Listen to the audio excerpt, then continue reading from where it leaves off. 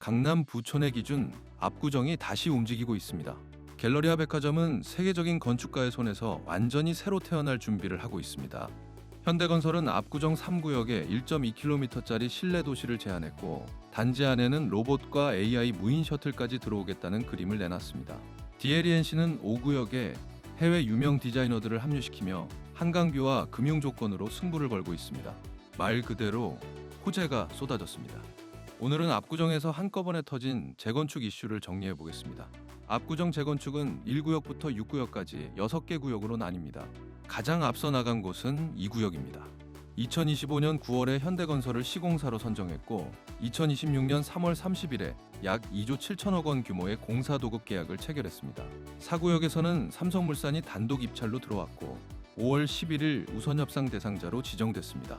5월 23일에 시공사 선정 총회가 열립니다. 사업비는 약 2조 1천억 원대로 현대 8차와 한양 3, 4, 6차 일대를 최고 69층 8개 동 1664가구로 다시 짓는 사업입니다. 3구역은 압구정 재건축 중 가장 큰 사업입니다.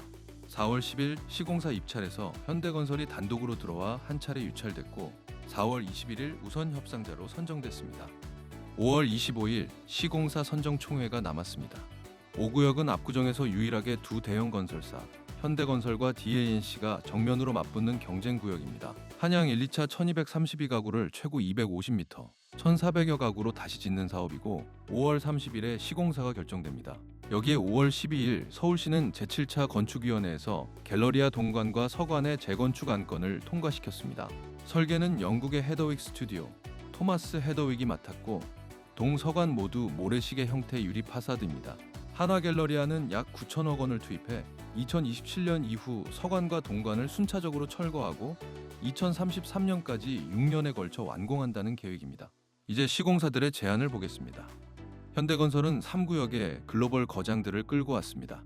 뉴욕2 20 센트럴파크 사우스를 설계한 램사와 미국 건축사 모포시스가 원신이라는 설계안을 함께 만들었습니다. 그리고 5월 14일 현대건설은 거기에 1.2km 길이의 순환형 실내도시 더 서클1 구상과 현대자동차 그룹의 로보틱스 기술, AI 기반 무인 셔틀을 도입하겠다는 그림을 내놨습니다. 5월 13일에는 시니어 라이프케어 회사인 더 클래식 500과 호텔식 노년 주거 업무 협약도 체결했습니다. 그런데 현대건설은 3구역만 노리는 게 아닙니다. 5구역 입찰에도 들어와 있고 평당 공사비 1,168만 원, 사업비 금리는 코픽스의 0.49%포인트를 더한 확정금리, 분담금은 입주 후 최대 4년까지 납부를 유예할 수 있다는 카드를 제시했습니다. DLENC의 5구역 카드는 결이 다릅니다. 커뮤니티 공간은 캐나다 토론토의 야부 푸셸버그가 맡았습니다.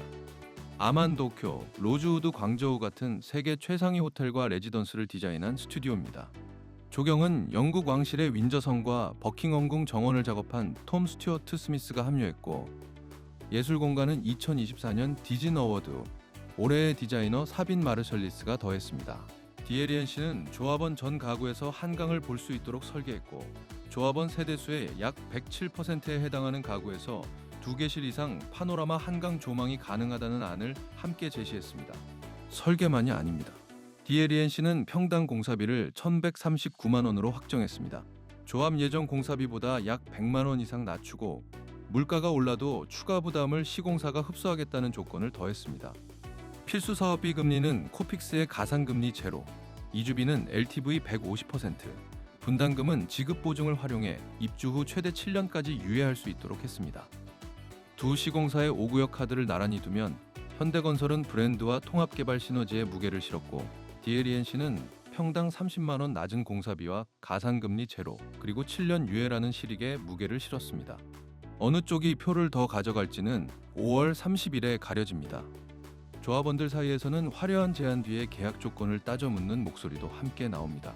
3구역에서는 창호 사양 변경 논란이 5월 13일에 보도됐습니다. 초기 홍보에서는 독일제 슈코 창호가 강조됐는데 실제 제안서에는 국산 LX아우시스의 알루미늄 창호가 적혀 있다는 지적입니다. 현대건설은 5월 9일에 공문을 통해 시공자 선정 이후 인허가 과정에서 조정될 수 있다는 의견을 전달했습니다. 5구역에서는 DLENC가 제시한 57개월이라는 공사기간이 변수입니다. 같은 시기에 진행 중인 4구역 삼성물산이 68개월을 제한한 것과 비교하면 11개월이 짧습니다. 이에 메이플자의 사례에서 공기 단축이 분담금 폭증으로 이어진 적이 있다는 우려도 있습니다. 시공사는 지하 시공 방식을 순타공법으로 일원화하면서 공기 단축이 가능하다는 입장입니다. 사구역에서는 비대위가 삼성물산이 제시한 공사비와 평형 구성의 의견서를 냈고, 조합집행부는 향후 조정할 사항이라는 입장을 5월 13일에 밝혔습니다. 5월 23일 총회가 그 결과를 한번 정리하는 시점입니다.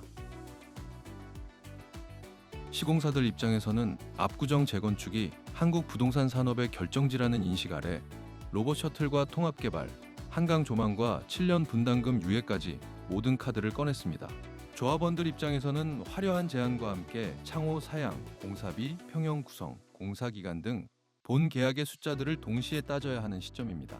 5월 23일, 25일, 30일에 세 번의 시공사 표결이 끝나면 압구정의 다음 변수는 분담금 표가됩니다. 6월 3일 지방선거 결과가 재건축 행정지원의 강도를 결정합니다. 결국 압구정 재건축의 핵심은 화려한 조감도가 아니라 그 약속들이 실제 계약서와 분담금표에 어떻게 적히느냐입니다. 5월 말 세 번의 총회가 끝나면 압구정은 시공사 경쟁의 단계를 지나 공사비와 금융 조건, 설계 사양을 실제 숫자로 검증하는 단계에 들어갑니다. 압구정은 다시 움직이고 있습니다. 하지만 진짜 승부는 지금부터입니다. 누가 시공사가 되느냐보다 더 중요한 것은 그 선택이 조합원 부담과 서울 고급 주거의 기준을 어디까지 끌어올릴지에 있습니다. 오늘 준비한 소식은 여기까지입니다. 어렵기만 하던 부동산. 좋아요, 댓글, 구독과 알림 설정을 통해 웰컴 투 부동산과 함께 하시기 바랍니다. 감사합니다.